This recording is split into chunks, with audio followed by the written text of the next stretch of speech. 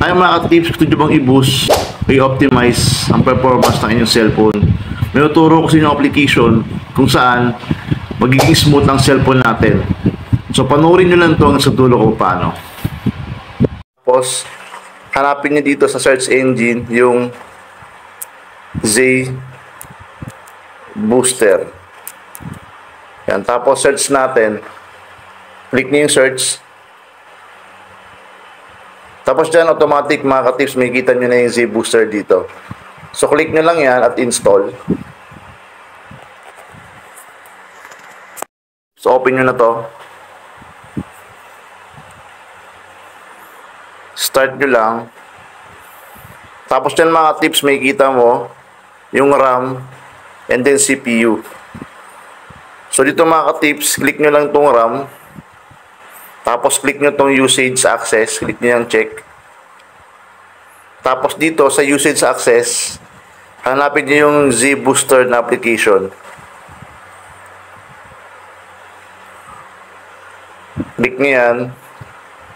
Tapos on nyo to. Yan. Tapos dyan mga tips, i-got it nyo lang.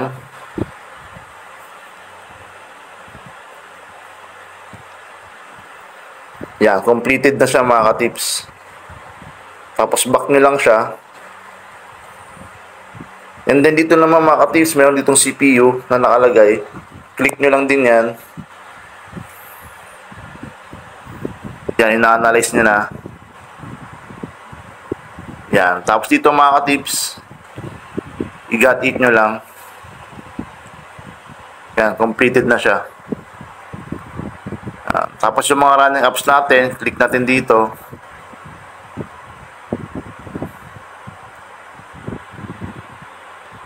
Yan. Yung mga junk files, click din natin. Tapos ito, check natin dito. Click nyo yan. Tapos automatic, mga junk files natin, ini-scan niya na. Tapos, saka natin si i-clean. Para maging smooth yung cellphone natin at iwas lag na rin. Yan. Ito naman mga tips, may nakalagay dito, virus scan. Scan natin. Kung meron talaga siyang virus yung cellphone natin.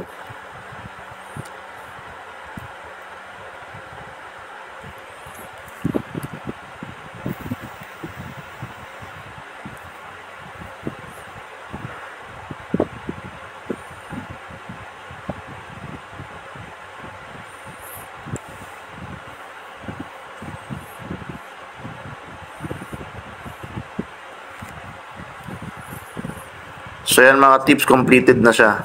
Secured, sabihin wala siyang virus. Balik natin. Yan. Pwede rin kayo dito mag-clean. Yan, i-scan nyo lang yan para malinis yung nyo, yung files nyo. So yan lang mga tips, maraming salamat, God bless. Follow nyo na lang din po ako sa mga more tutorial natin and tips and tricks. Maraming salamat, God bless.